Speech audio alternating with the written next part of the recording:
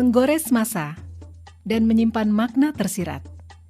Saatnya kita kembali menengok warisan kekayaan Nusantara dari para leluhur. Salah satu warisan leluhur yang masih terjaga sampai saat ini dapat kita saksikan di kota Sengkang, sebuah kota di Kabupaten Wajo, Sulawesi Selatan. Secara sosiologis dan budaya, Kabupaten Wajo memiliki kekayaan budaya dan kekayaan alam yang menakjubkan. Di daerah ini ada Danau Tempe yang dikenal sebagai penghasil ikan air tawar.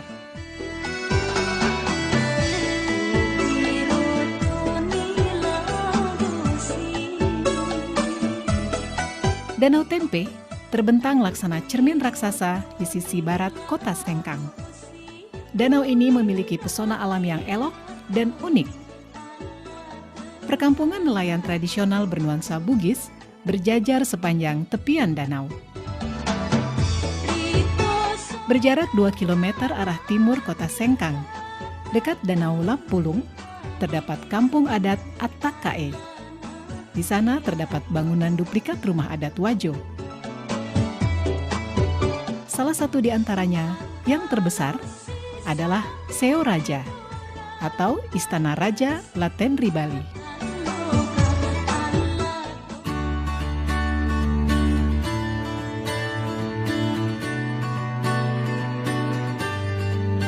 Ada yang khas dari masyarakat Bugis sebagai suku asli yang mendiami wilayah Kabupaten Wajo, yaitu keberadaan kain tenun sutra Sengkang. Menurut cerita turun-temurun dan beberapa literatur, kain tenun sutra Sengkang telah ada sejak ratusan tahun silam. Pertama saya mengungkap sebuah naskah yang pernah saya baca, yaitu Lontrak Belawa. Di situ pertama kali saya temukan kata-kata sutra. Di situ antara perkawinan Anakaji dari Luwu dengan Iswari dari Mancapai. Di situ juga saya temukan kata-kata di dalam lontrak, kata-kata Sengkang. Lalu ini putri dari Mancapai dengan perkawinannya dengan Anakaji dari Luwu, maka diberikan kekuasaan di 4 daerah, yaitu Tempe, Singkang, Tampangi, dan Wage. Disitulah awalnya kita mengenal, sudah mulai kenal nama sutra. Tenun ini sudah ada sejak abad ke-14 di Kabupaten Wajo ini. Namun pada saat itu terbatas pada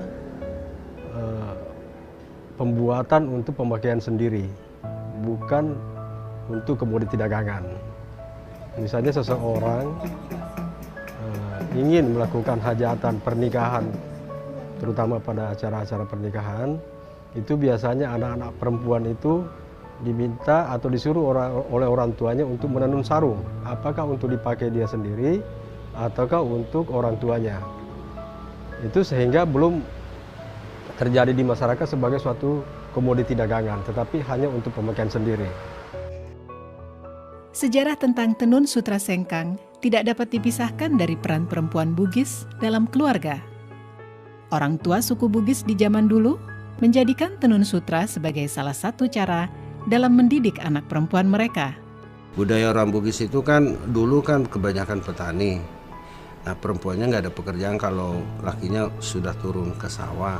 Nah, baran ini atau produksi kain sutra ini sudah membudaya, awalnya dari entah dari mana, akhirnya menjadi budaya tenung di daerah ini. Nah, dari situ orang tua selalu mewarisi ke anaknya. Jadi ada cerita bahwa orang Bugis itu, khususnya orang Wajo, kalau tidak pintar menenun, artinya belum sempurna lah. Kedua, ceritanya kalau ada orang luar yang meminang orang Bugis Wajo, dilihat dari hasil kerja tenunnya itu. Kalau memang hasil kerja tenunnya itu bagus, apa berarti orangnya sudah sempurna atau sudah ya boleh dikata cantik apa segala begitu. Jadi penilaiannya tergantung dari karyanya untuk yang penenun sutra ini tadi.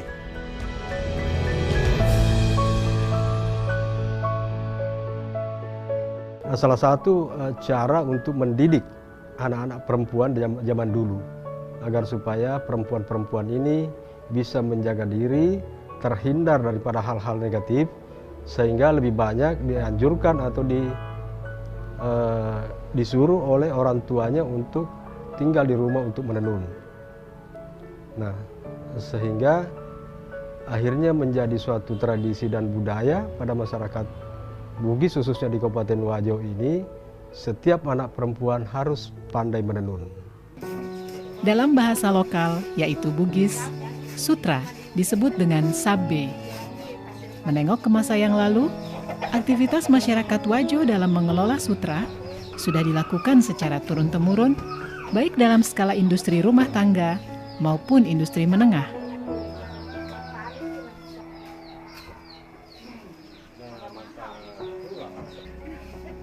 Proses pembuatan kain sutra membutuhkan waktu yang cukup lama dan melibatkan sedikitnya 15 orang dalam satu kali tahapan pembuatan kain.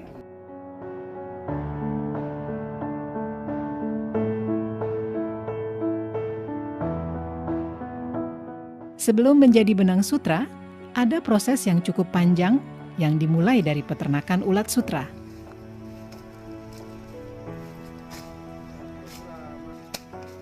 Proses ini mulai dari pemeliharaan ulat sutra, proses menjadi kokon, hingga akhirnya menjadi benang sutra yang siap ditenun menjadi sehelai kain. Kita dapat telur dari Verhutani sesuai dengan pesanan. Contoh ini tempat telurnya dan menetas, misalnya penetasan tanggal 1. Ini menetas baru 3 hari makan, dikasih makan dengan daun murbei.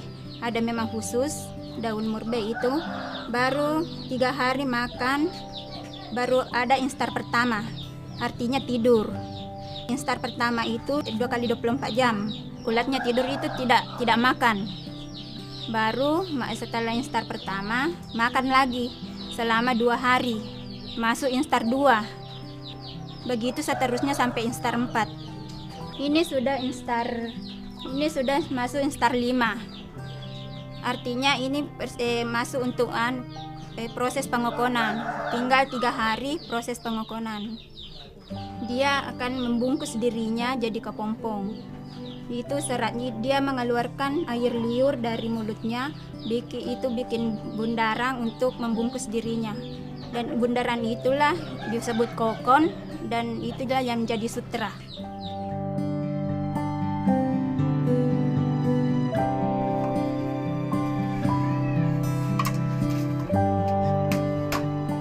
Dalam proses pembuatan benang sutra menjadi kain sarung sutra, masyarakat pada umumnya masih menggunakan peralatan tenun tradisional, yaitu alat tenun gedogan atau masyarakat Sengkang menyebutnya alat tenun walida. Ini alat tenunan gedogan, satu setnya. Ini pertama alat gulungan benang, baru ini alat penindis untuk menekan benang bawah, baru ini tali untuk alat pembantu untuk benang bawah. Ini sisir, alat untuk mengatur lusi. Ini juga walida, alat untuk merapatkan benang pakan. Ini teropong, alat untuk memasukkan benang pakan. Dan ini wakangang, alat untuk gulungan kain. Perkembangan teknologi yang datangnya dari tanah Jawa berpengaruh terhadap proses pembuatan tenun sutra di sekitar tahun 1950 dan membuat sebagian proses pembuatan dengan alat tenun gedogan beralih menjadi alat tenun bukan mesin.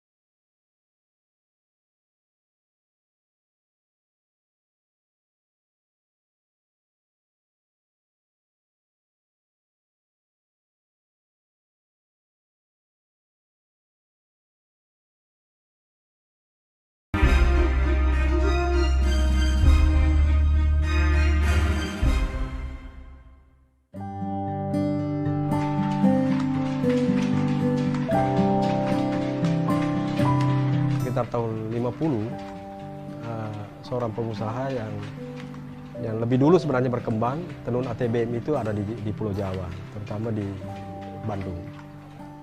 Nah itulah, kemudian teknologi itu masuk sekitar tahun 50-an ke Kabupaten Wajo ini, lalu kemudian berkembang sampai hari ini untuk pembuatan kain-kain yang lebih pemanfaatannya lebih luas, misalnya untuk busana, bahkan untuk interior.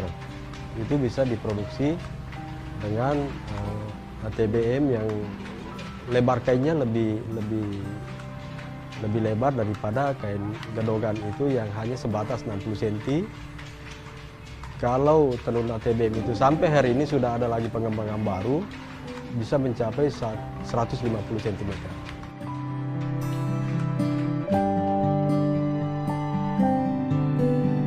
Keberadaan kain tenun sutra sengkang tidak dapat dipisahkan dari kehidupan sehari-hari masyarakat Wajo.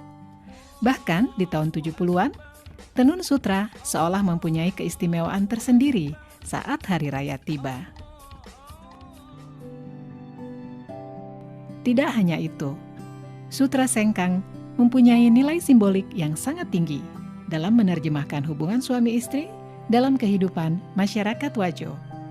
Secara tradisi kita lihat orang yang baru kawin itu ya, sebelum duduk di pelaminan maka harus dimasukkan dalam satu sarung yang artinya bahwa dia itu harus rapat ikatannya dan tidak ada yang sudah mengikat dalam rumah tangganya bagaikan orang di dalam sarung, tidak boleh mengungkap rahasia rumah tangganya walaupun kepada siapa karena sudah masuk dalam satu sarung.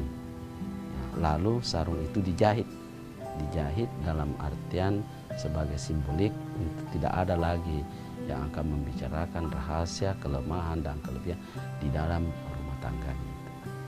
Tahun 70-an saya masih dengar semua orang kalau lebaran pasti pakai sarung sutra.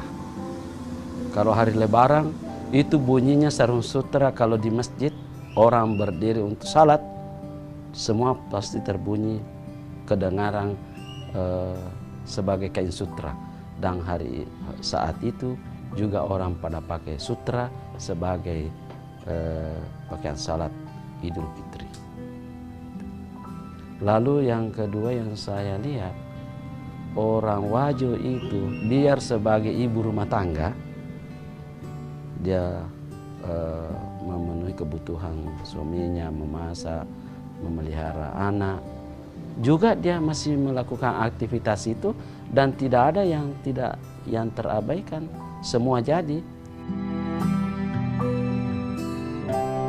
Kain tenun sutra sengkang mempunyai ciri khas yang membedakannya dengan tenun sutra dari daerah lain, yaitu warna yang terang dan mencolok. Warna kain tenun ini pun menjadi makna tertentu dan penanda tersendiri dalam kehidupan masyarakat Wajo. Kalau berbicara masalah warna, memang ada peruntukan tertentu bagi pemakaian warna itu. Misalnya saja seorang gadis itu biasanya memakai sarung baloreni, kotak-kotak kecil dan halus, dan terdiri dari warna tua muda. Pada umumnya memakai warna pink terang dengan pink muda, ataukah hijau daun dengan hijau muda, dan seterusnya.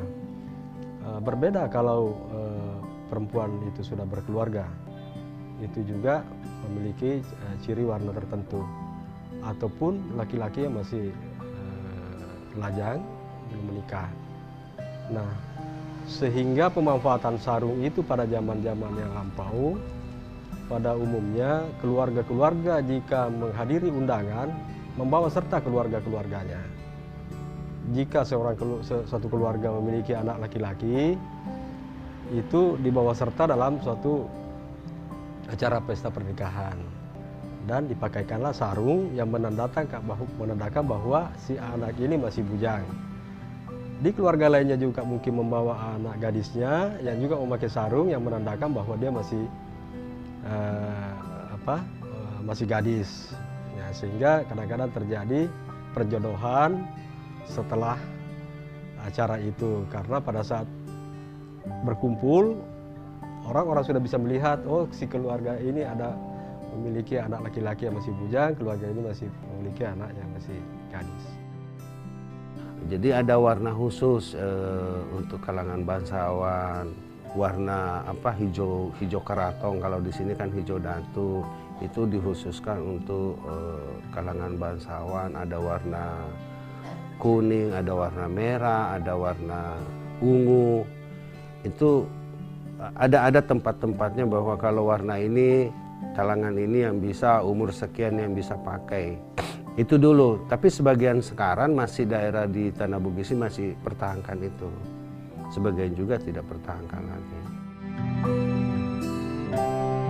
Selain warna, motif khas kain tenun sutra sengkang juga menjadi ciri khas yang telah ada sejak ratusan tahun silam. Meski seiring berjalannya waktu, motif-motif ini mengalami modifikasi. Sebenarnya motif-motif yang tercipta itu tidak terlepas daripada karakter orang Bugis Wajo itu yang berada dalam pemerintahan yang demokratis, walaupun pemerintahan itu kerajaan. Itu yang tercipta di masyarakat karena begitu leluasanya, begitu bebasnya orang mencipta, sehingga tidak ada batasan bagi mereka seniman-seniman perajin tenun ini untuk mendapatkan inspirasi yang lebih luas lagi, yang kemudian diimplementasikan ataukah dibuat dalam bentuk motif pada tenunan itu.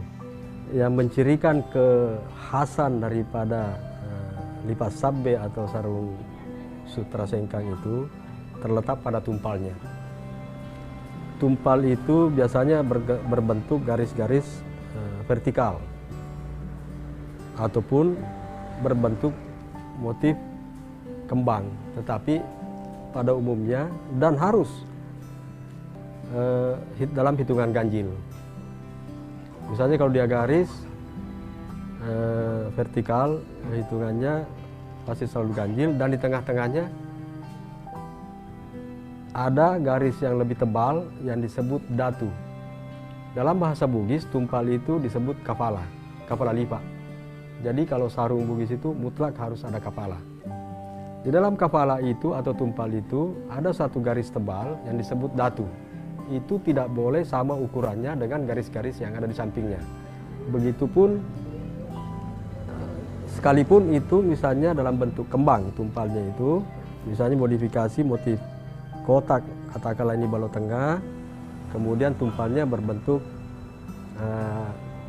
kembang-kembang kecil.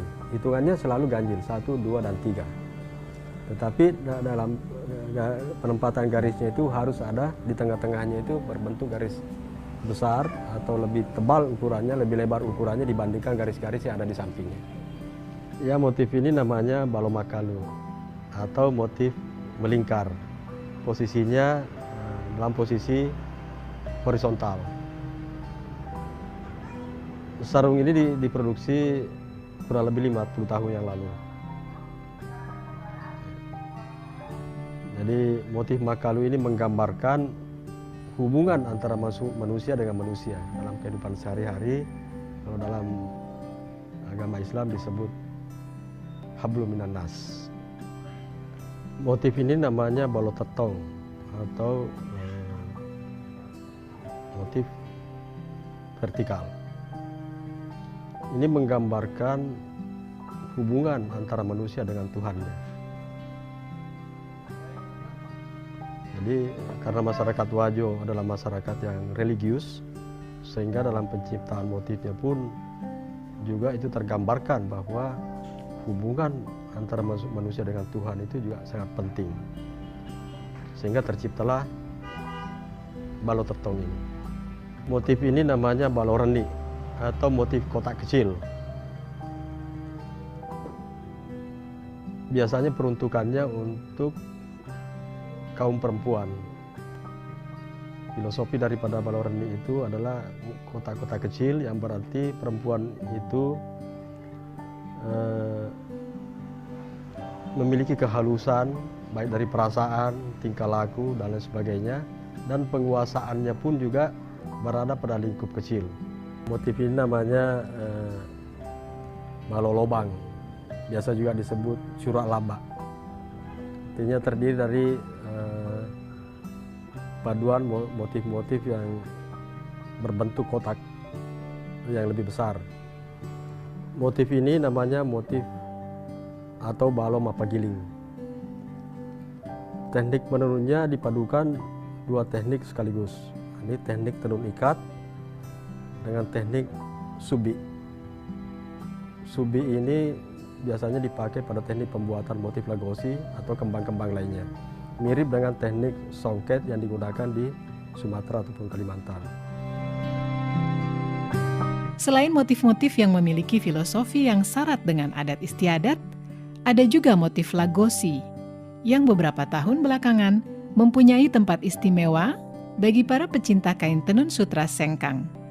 Motif lagosi diibaratkan sebagai perlambang cinta dan harga diri seorang perempuan Bugis. Motif lagosi itu terjadi sekitar tahun 1930.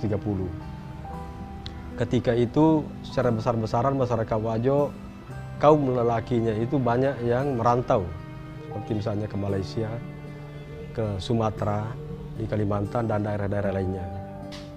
Nah, sehingga perempuan-perempuan yang ditinggal oleh suami untuk menjaga diri, itu melakukan aktivitasnya kebanyakan di rumah dengan menenun.